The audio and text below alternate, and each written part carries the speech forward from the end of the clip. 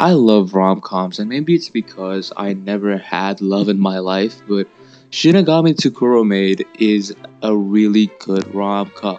And what makes a rom-com great, for me at least, it needs to have three things. It needs to have stake. In Shinigami to Kuro Maid's sense is that Bocchan has a curse given to him by a witch at a young age that he could not touch any living being. If he does, that living being would die. And Alice, who is obviously very in love with Bocchan, and needs to have lovable characters. Kuro Maid has an incredible cast of just cute, adorable, and lovable characters. Besides Alice and Bocchan, we have Calf, who's just a really cute, childish witch who is lovable as shit. Zane, who is just a insert character, I guess, if you're a fucking pervert. Rob, who is this wise maid. Viola, who's this cute little emoto who loves Rob. That little sub-story in itself is lovable. And Walter, who I expected to be the villain of the show, or, something close to evil. He's actually just a careless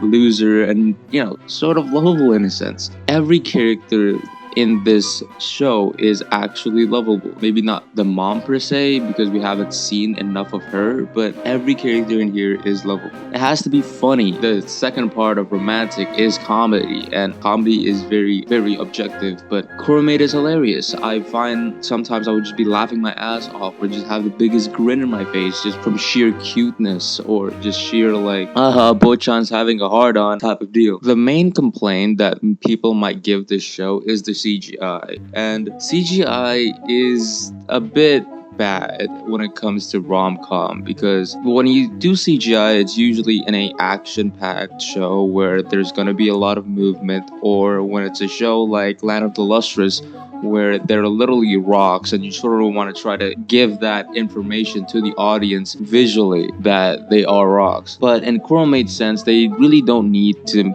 do CGI, but it does make everything else just a lot better. For example, the background art is reminiscent of paintings. If you take just a little bit of 5 seconds just to pay attention at the amazing background art, you sort of see that they have little dots reminiscing of paintings.